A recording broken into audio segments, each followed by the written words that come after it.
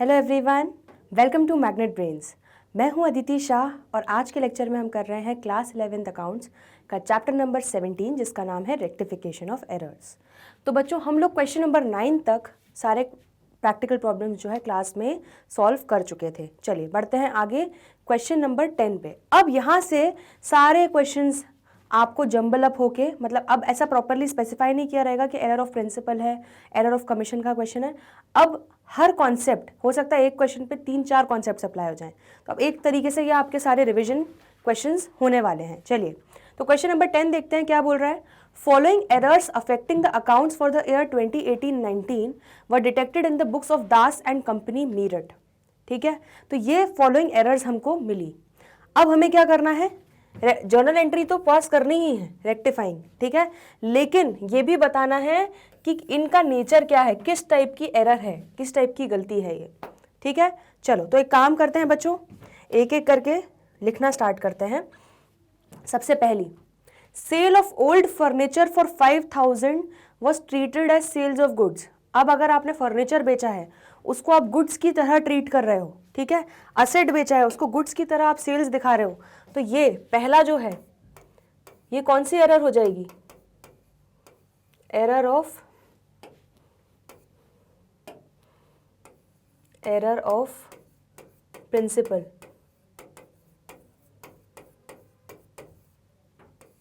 ठीक है, अब यहां पर देखो क्या एंट्री की हुई होगी, ओल्ड फर्नीचर जो था वो क्रेडिट होना चाहिए था, सेल किया है, ठीक है, तो debtor account debit to sale to furniture, ये एंट्री होनी चाहिए थी, बट हमने क्या कर दिया है, debtor account debit to sale. तो जो क्रेडिट नहीं होना चाहिए था वो उसको क्रेडिट कर दिया गया, उसको हटाओ, हटाने के लिए क्या करना पड़ेगा, उसको डेबिट करना पड़ेगा।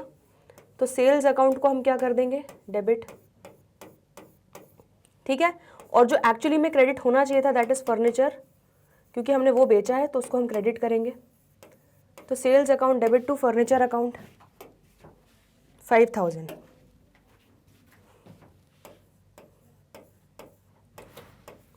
ठीक है, ये हो गया आपका फर्स्ट। ठीक है, नेक्स्ट है रेंट ऑफ प्रोप्राइटर्स रेसिडेंस। तो जो प्रोप्राइटर था, बिजनेस का ओनर था, उसके घर का रेंट भरा 6000 रुपये।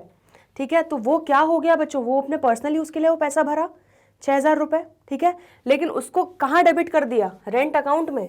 तो रेंट अकाउंट में कब डेबिट होगा, जब ये ऑफिस का रेंट होता, बट वो अपने पर्सनल खर्चे का रेंट भर रहा है। ठीक है, इसीलिए ये गलत हुआ है बच्चों। ठीक है, तो ये भी हमारा फंडामेंटल अजम्पशन जो था अकाउंटिंग का वो भी वॉयलेट हुआ है, तो एरर ऑफ प्रिंसिपल है ये भी।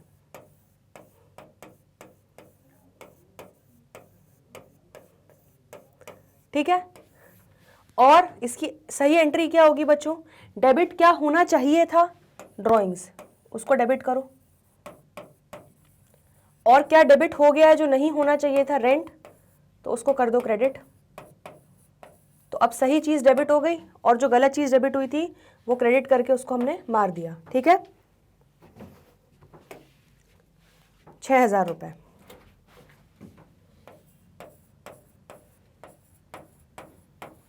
ठीक है, क्लियर है इतना। चलो next, cash received from Rajesh ₹2150 was credited to Brajesh. अब राजेश से पैसा मिला, उसको हमने गलती से, तो cash account debit to Rajesh होना चाहिए था, हमने क्या कर दिया, cash account debit to Brajesh. तो ये किस तरह की एरर होगी, क्लरिकल मिस्टेक हुई, एक तरीके से ह्यूमन एरर हुई, तो ये हमारा क्या हो जाएगा, एरर ऑफ कमीशन। ठीक है, तो थर्ड वाला मैं यहां लिख देती हूं, ये हो गई हमारी एरर ऑफ कमीशन।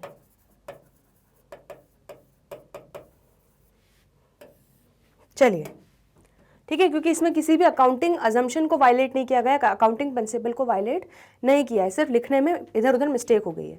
चलिए, तो क्या गलत क्रेडिट हुआ है, ब्रजेश है ना, तो ब्रजेश जो गलत क्रेडिट हुआ है उसको सही करने के लिए क्या करना पड़ेगा, गलती को सुधारने के लिए डेबिट करना पड़ेगा। तो ब्रजेश अकाउंट को डेबिट कर लो। क्या क्रेडिट होना चाहिए था, हमें किससे पैसा मिला था, राजेश से, वो हम कर लेंगे। ठीक है, क्योंकि कैश अकाउंट तो डेबिट वो तो सही हुआ है, लेकिन जो क्रेडिट था वो क्रेडिट वाला पार्ट वो ब्रजेश का जो था वो गलत हो गया था, तो वो हमने सुधार लिया, ब्रजेश को डेबिट किया और क्रेडिट किसको कर लिया, राजेश को। अमाउंट क्या था, 2150। ये हो गया, ठीक है, ये आपका थर्ड पार्ट हो गया। चलिए बच्चों, अब इसको आप नोट कर लो, ये हमारा क्वेश्चन हो गया। फिर आगे बढ़ते हैं, नेक्स्ट बढ़ते हैं आगे क्वेश्चन नंबर 11 पे। क्या बोल रहा है? Rectify the following errors assuming that there is no suspense account. No suspense account मतलब ये वन साइडेड एरर्स हैं, लेकिन ट्रायल बैलेंस प्रिपेयर होने के पहले ये गलतियां पकड़ में आ गई हैं, ठीक है। तो अभी ट्रायल बैलेंस प्रिपेयर ही नहीं हुआ, इसलिए सस्पेंस अकाउंट हमें बनाने की ज़रूरत नहीं है, हम सीधे अपनी एंट्रीज को वहीं के वहीं सुधार लेंगे, ठीक है। तो पहली एंट्री क्या गड़बड़ हुई है? Salary of 5000 paid to Rahul was not posted to salaries account. तो बच्चों हमने एंट्री करी होगी क्या? Salary account debit to bank, ठीक है। हमने लेकिन सैलरी अकाउंट का लेजर जो था उसमें हमने पोस्ट करना भूल गए, डेबिट नहीं किया, ठीक है। तो अब कर लेंगे, है ना। तो यहाँ पर आप क्या कर लोगे? हम सीधे यही आंसर लिख लेते हैं बच्चों। तो सैलरी अकाउंट के लेजर में जाके अब डेबिट कर लोगे, पहले नहीं किया तो क्या लिखोगे? To amount omitted to be posted now rectified, ठीक है। इस तरह से आप लिख सकते हो आप अपना स्टेटमेंट बना के, और हम अमाउंट कॉलम में क्या लिख देंगे? 5000। तो इस तरह से आपका इसका आंसर हो जाएगा। नेक्स्ट क्या है? Sales to Amrish of 1430 posted to his account as 1340। Amrish को सेल्स किया, तो Amrish account debit to sales, entry क्या कर दी? 1430, 1430 रुपए। लेकिन जब पोस्टिंग करने गए लेजर में जर्नल के बाद, तो अमरीश के अकाउंट को हमने कितने से डेबिट कर दिया? 1340। मतलब हमने कितने से कम उसके अकाउंट को डेबिट किया? 1430 माइनस 1340, 90 रुपए से हमने अमरीश के अकाउंट को कम डेबिट किया। तो उसके लेजर अकाउंट में जाके डेबिट साइड पे क्या लिख देंगे? टू अमाउंट लेस रिकॉर्डेड या लेस पोस्टेड नाउ रेक्टिफाइड। तो आपके ऊपर आप क्या लिखना चाह रहे हो, ठीक है। और अमाउंट में आप क्या लिख दोगे? 90 रुपए। तो अब 1340 प्लस 90 रुपए कितना उसका डेबिट साइड पे दिखने लगेगा? 1430। ये देख के आपको समझ में आ जाएगा लेजर अकाउंट में कि अच्छा ये गलती हमने सुधारी है। आया समझ में? चलिए, sales to Vijay of 2470 posted to his account as 2740। तो एंट्री क्या हुई होगी? Vijay account debit to sales, ठीक है, 2470।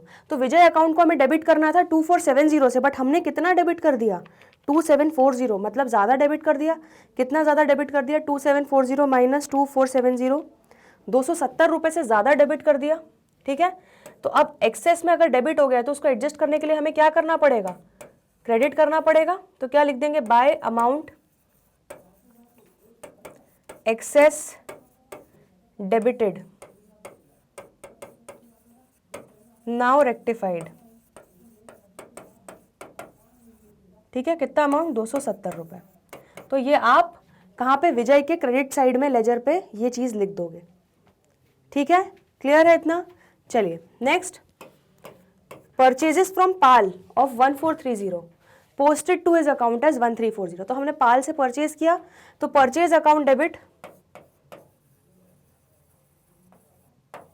टू पाल, ये तो एंट्री सही हो गई 1430 से, ठीक है। क्रेडिट परचेज की एंट्री कर दी, परचेज अकाउंट के लेजर में भी सही पोस्टिंग कर दी, लेकिन पाल का जो लेजर अकाउंट था, ठीक है, वहां पे हमें क्रेडिट करना था कितना? 1430, और हमने कितना क्रेडिट कर दिया? 1340, ठीक है। मतलब हमने 90 रुपये यहाँ पे कम क्रेडिट किया। तो अब कर लो, तो 90 रुपये और यहाँ पे क्रेडिट करके यहाँ पे स्टेटमेंट लिखेंगे। क्या स्टेटमेंट लिखेंगे? बाय अमाउंट लेस रिकॉर्डेड, या रॉन्गली रिकॉर्डेड भी कर सकते हो, नाउ रेक्टिफाइड, ठीक है। तो यहाँ पे ये स्टेटमेंट लिख दोगे और अमाउंट कॉलम में कितना लिख दोगे? 90 रुपये। ये आपका हो जाएगा फोर्थ वाले का आंसर। आया समझ में? क्लियर हुआ? चलिए, तो ये नोट कर लीजिए बच्चों इसके आंसर्स। क्वेश्चन नंबर 11 भी हमारा यहाँ पे कंप्लीट होता है। चलिए नेक्स्ट क्वेश्चन पे आगे बढ़ते हैं।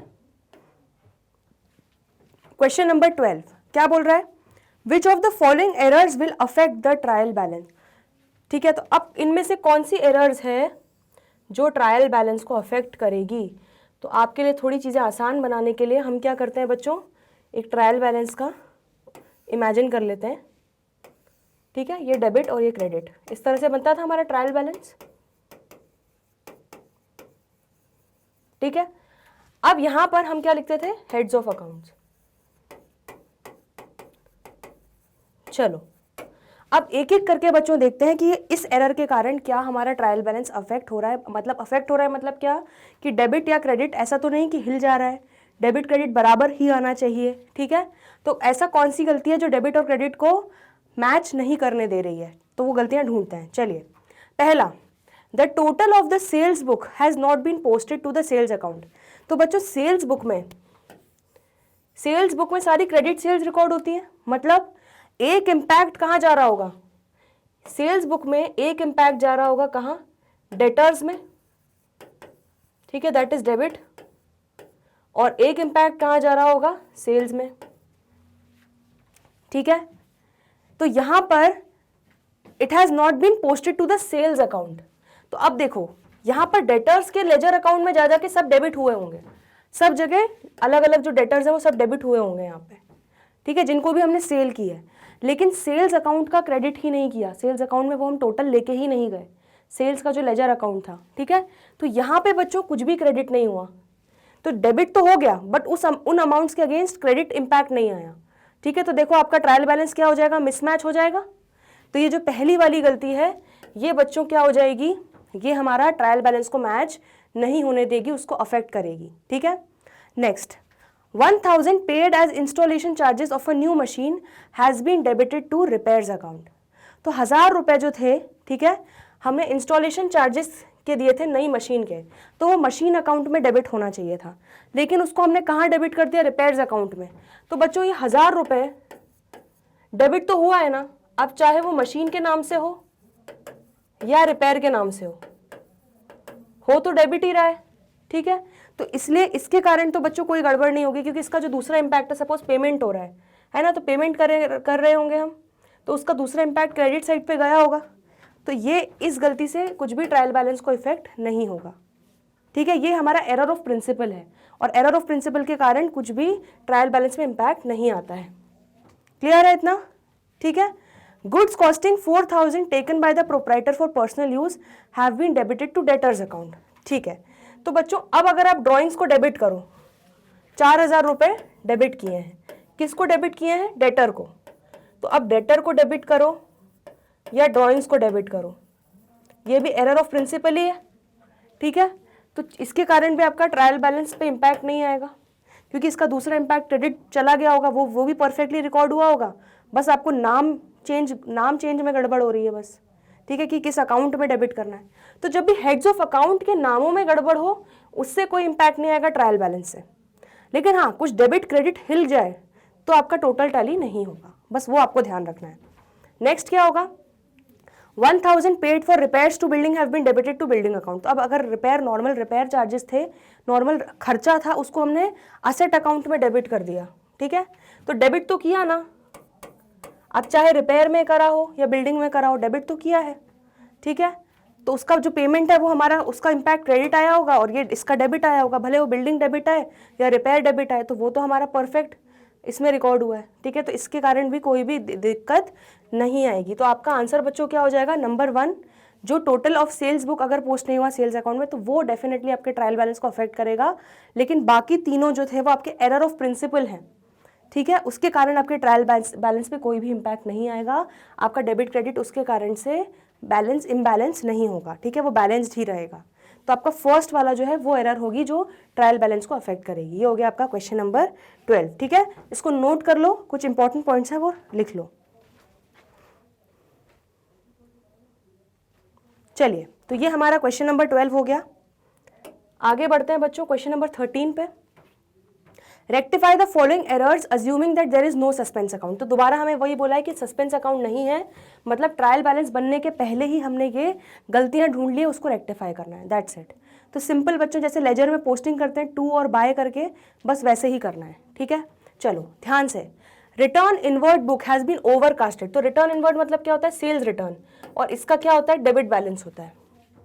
तो हमने डेबिट बैलेंस को रिटर्न इनवर्ट बुक को ओवरकास्ट मतलब 200 रुपये से ज़्यादा डेबिट कर दिया है, ठीक है, तो जितने से ज़्यादा एक्सेस डेबिट किया है उतने से क्रेडिट कर लो, तो ये इफेक्ट हमारा नलीफाई हो जाएगा, ठीक है। तो आप एंट्री क्या कर दोगे, बाय अमाउंट ओवरकास्टेड, ये आप सेल्स रिटर्न बुक में आप ये एंट्री कर लोगे।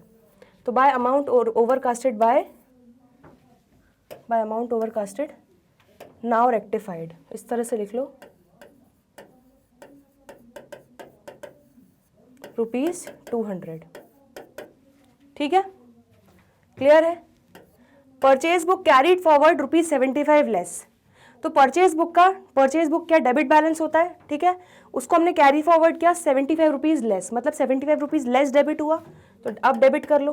तो डेबिट साइड पे क्या लिखोगे, to amount less carried forward now rectified, ठीक है, ₹75, ये आप अमाउंट कॉलम में लिख दोगे, इस तरह से डेबिट कर दोगे तो अमाउंट बराबर पहुंच जाएगा। चलिए नेक्स्ट देखते हैं, sales book carried forward ₹41 less on page 10 and 43 more on page 12, ठीक है।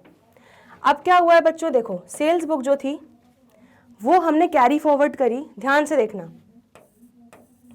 अब सेल्स अकाउंट को ही इमेजिन कर लेते हैं, ठीक है। तो पहले हमने 41 रुपीज़ लेस क्रेडिट किया, ठीक है, पेज 10 पे, फिर आगे जब गए तो हमने 43 रुपीज़ ज़्यादा क्या कर दिया, रिकॉर्ड कर लिया, आया समझ में। तो इसका एक नेट इफेक्ट ले सकते हैं बच्चों, 41 लेस रिकॉर्ड किया मतलब 41 लेस क्रेडिट किया, है ना, और अगली बार 43 ज़्यादा क्रेडिट कर दिया, तो नेट मतलब बच्चों देखो 41 लेस था और 43 ज़्यादा, मतलब नेट इफेक्ट 2 रुपये ज़्यादा रिकॉर्ड कर रहे हैं, तो 2 रुपये जो ज़्यादा रिकॉर्ड कर रहा है उसको हम क्या कर देंगे, डेबिट कर देंगे। तो यहाँ पे क्या लिख दोगे, to net amount wrongly carried forward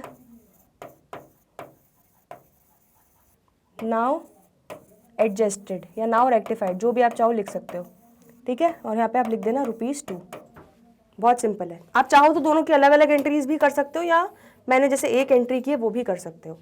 next, goods sold to Gautam, तो Gautam account debit to sales हुआ होगा, were posted as 215 instead of 251, तो गौतम के अकाउंट में हमें डेबिट करना था कितना, 251, लेकिन हमने कितना डेबिट किया, 215, मतलब हमने कितना कम डेबिट किया बच्चों, 251 डेबिट करना था, 215 डेबिट किया, तो 36 रुपीज़ कम डेबिट किया। तो यहाँ पे लिख दो टू अमाउंट शॉर्ट डेबिटेड भी लिख सकते हो, नाउ रेक्टिफाइड, ठीक है, और यहाँ पे आप लिख दो क्या, ₹36, ये आपका हो गया 4th पॉइंट।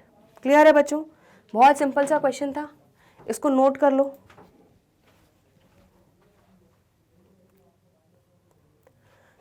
चलिए बच्चों, तो ये हो गया हमारा क्वेश्चन नंबर 13 तक सारे प्रैक्टिकल प्रॉब्लम्स यहाँ पर सॉल्व। तो हमने 10, 11, 12, 13 ये चारों क्वेश्चंस आज के लेक्चर में डिस्कस कर लिए। अब आई होप आपको अच्छे से समझ में आ चुका है। मैं चाहती हूँ कि आप लोग बस साथ साथ मेरे साथ क्वेश्चंस करते चलो, देखना आपको धीरे धीरे कितना ज़्यादा कॉन्फिडेंस आ जाएगा रेक्टिफिकेशन ऑफ एरर्स में, ठीक है। तो चलिए बचे हुए क्वेश्चंस जो हैं अगले सेशन में करते हैं, जल्दी मिलते हैं ब्रेक के बाद, तब तक के लिए गुड बाय।